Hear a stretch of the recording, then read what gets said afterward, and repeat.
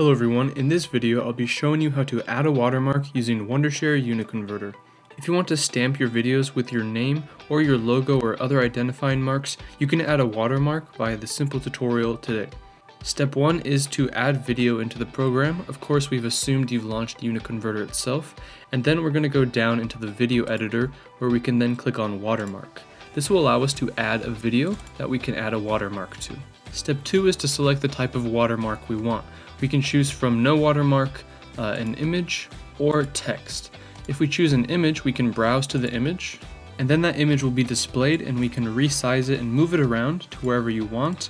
And lastly, we can adjust the transparency to change how visible our watermark is. So it can be very transparent and just barely visible, and small if you want, or really big, and however you want to customize it.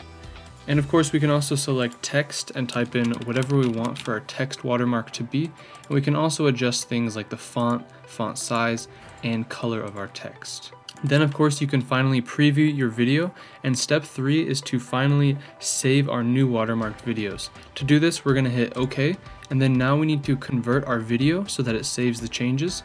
You can change the format by hitting the settings button here, or down here you can change the output format to one of thousands of video or audio formats.